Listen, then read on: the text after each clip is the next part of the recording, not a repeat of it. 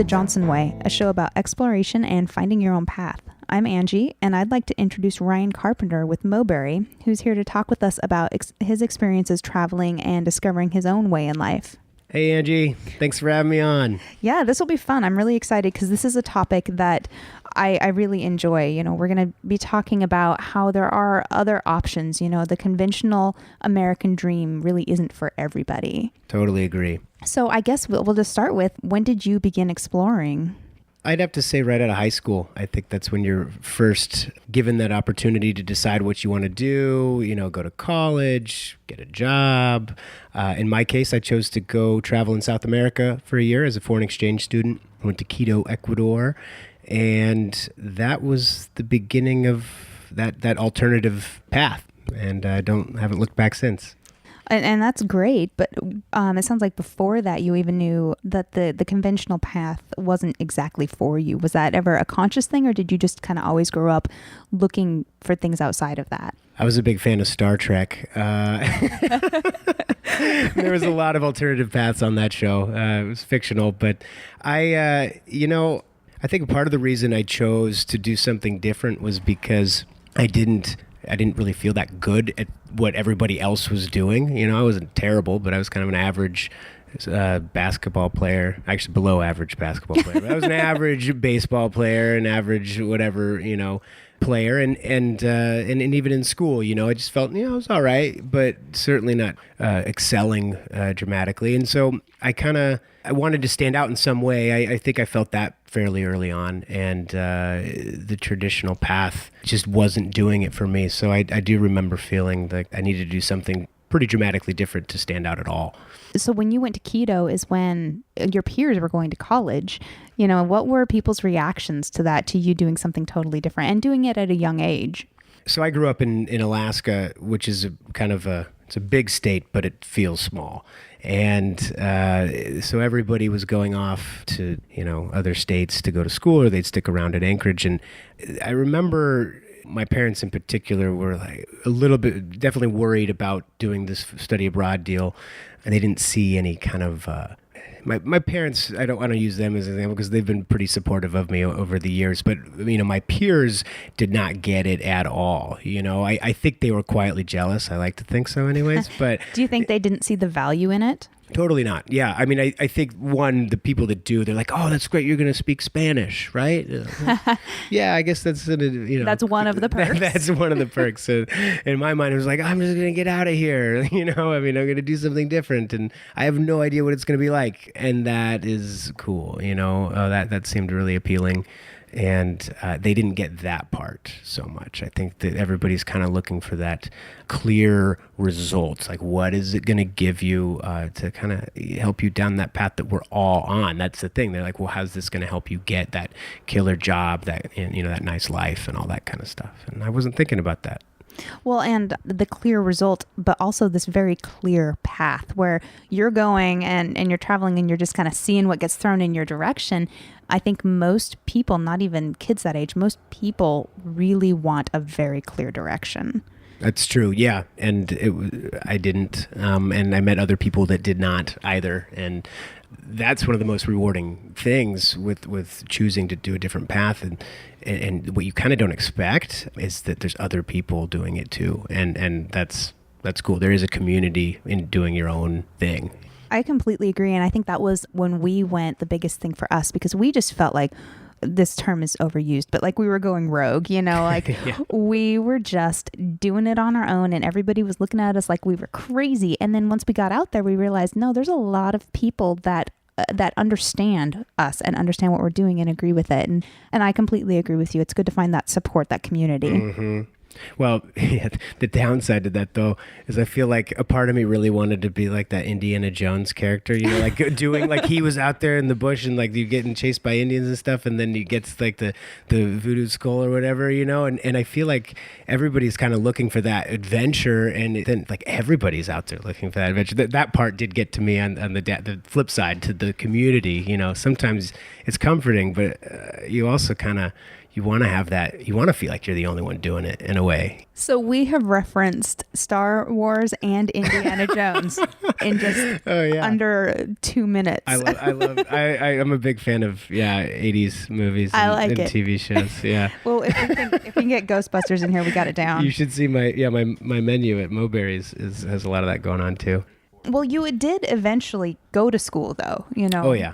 And I know for me, Alan and I have our degrees and I really value it. And even though I'm doing something different right now, I felt like it was a very, very valuable experience for me to have.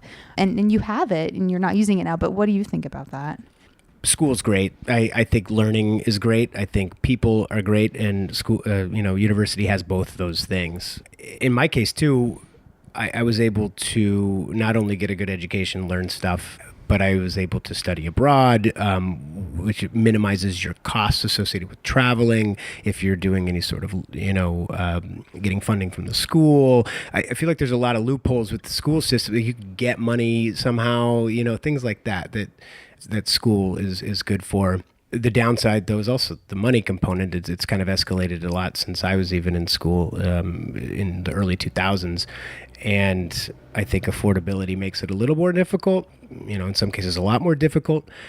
But I do think there's value in getting a degree. It does put yourself above the rest. But I think it's kind of important to know if you're competing with people on that level, if that's not, a consideration of your employers or if you're going to work for yourself, it kind of doesn't matter. It really doesn't matter. I listen to a lot of iTunes or iTunes U university podcasts. I just listened to like the whole Oxford entrepreneurial set this last week. Despite the accent, I learned a lot. It was good. It just got in the way. I'm just not. Anyways, I won't offend any British people. Well, and something else I remember that we were just talking about, one of the values I think that comes with education is it's this period in your life, in your early 20s, when you're still figuring yourself out and you're figuring out where you fit in the world. And being in school and being around other people that are going through that, it kind of helps you sift through it. And so that was part of the value that I saw.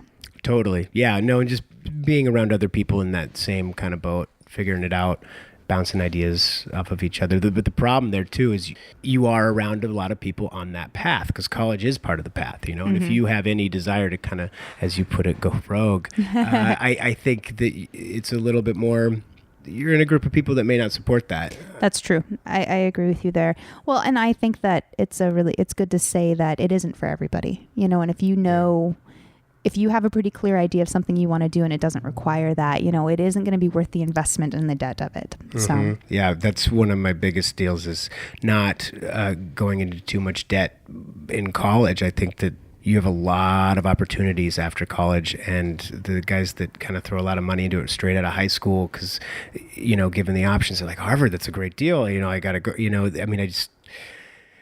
Be sure that that's the education you want and it's worth it before you get in, because zero debt after college can provide for a really awesome time. You got a lot of flexibility, but if you're, thousands of dollars in debt, you got to get a job. You have no choice. Mm-hmm.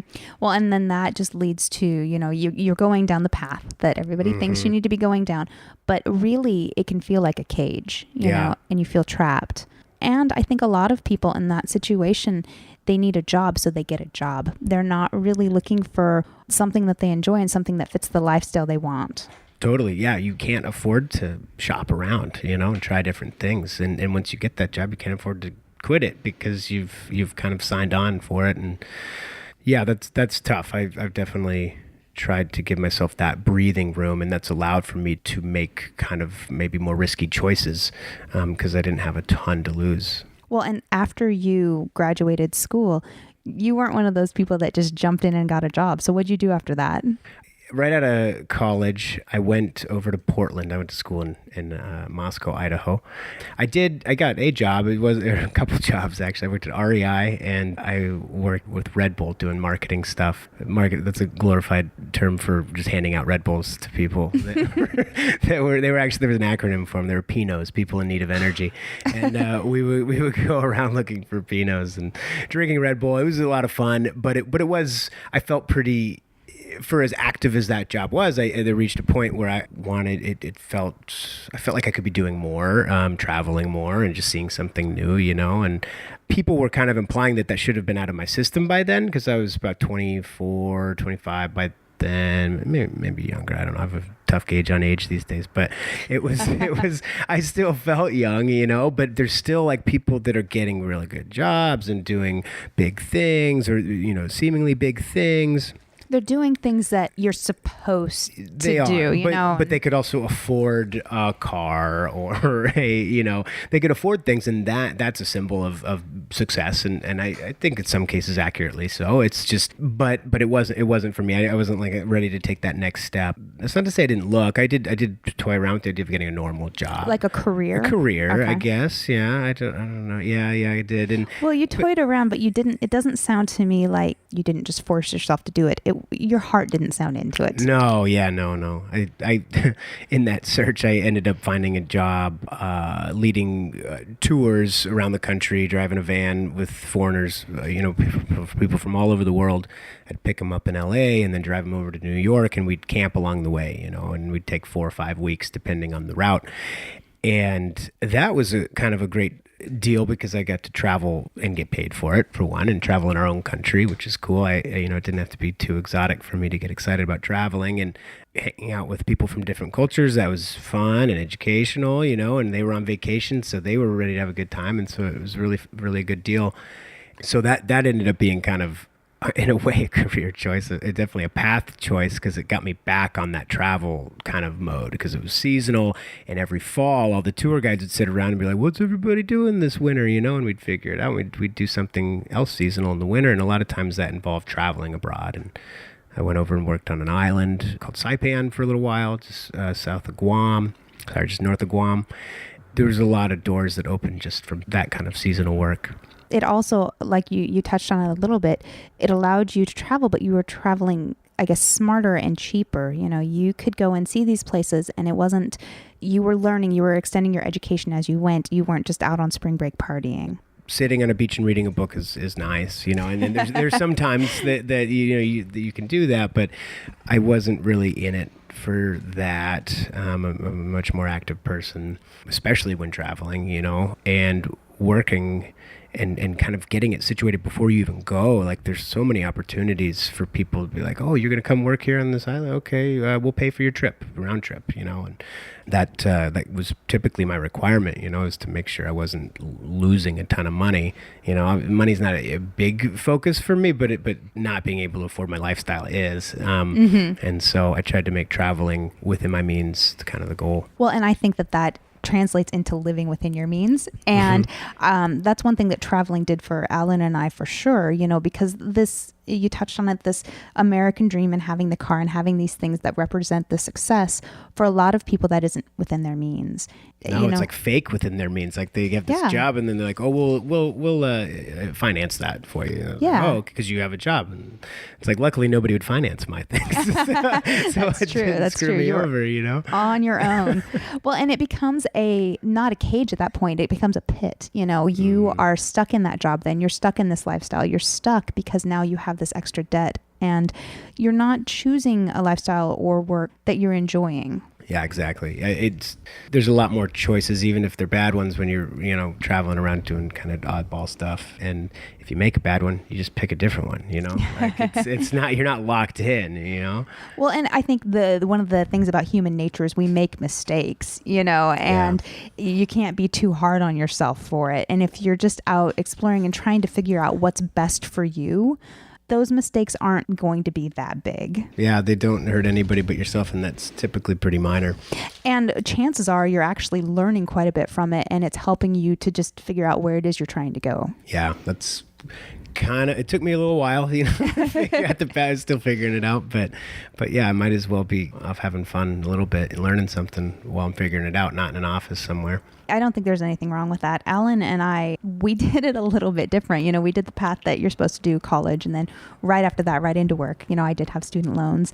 And it was, I think I was 28, and it just like hit me one day. I'm like, why am I doing this? And I think that's a lot more unheard of. And so being established in a career, oh yeah, being established in a lifestyle and friend circles, and then all of a sudden somebody announces they're going to just leave it all, that I think was really hard for people to understand. Oh my, I can't even imagine it, to be honest, like, because I kind of didn't get into that, and I just, that's why my advice is to not get into in the first place, because I think it'd be very hard to pull the cord on that kind of comfort and that lifestyle. Well, it's a perceived level of security. Yeah. And I think it's fake. And I think the last recession proves that, you have a job, but that doesn't mean you're secure. Right. But it's very hard. And I just encourage kids and anybody, if you're just not absolutely sure, then don't feel that pressure. It's, the pressure is also made up. Right. Yeah. That being, yeah.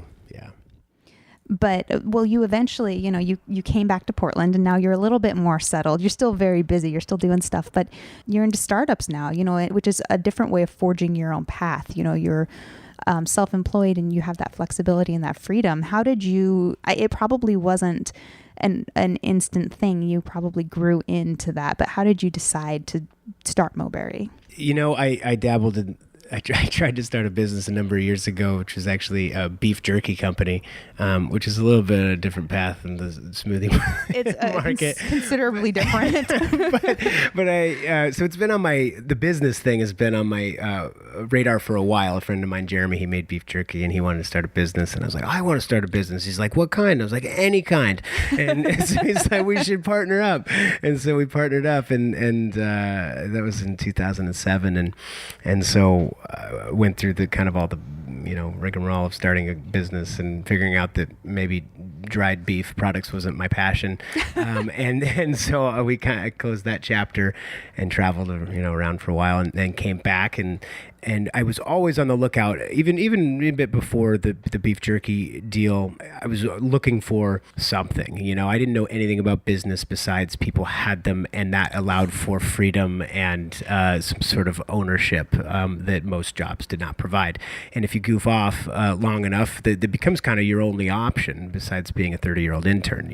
So I was always on the lookout, and that's how I justified traveling so extensively too into my late 20s. By then I was like, people were really giving me the side eye, and so I would travel and look at what was big elsewhere, and I didn't really find anything. It was weird. I definitely thought more would strike me, and I was on the fence about a couple things occasionally, but then I was washing dishes in exchange for a place to stay in Australia, and a guy in the hostel was going crazy about this video of a Guatemalan nonprofit that transformed old bikes into machines, washing machines, corn huskers, concrete mixers, and blenders. And so he showed me this video, and I was all about it. I was like, wow, that's creative. It's green. It's unique. I think Portland would like that. And in my back of my mind, I was always kind of wanting to go back to Portland just because I knew it and whatever, and it's a great city that's very receptive to unique ideas.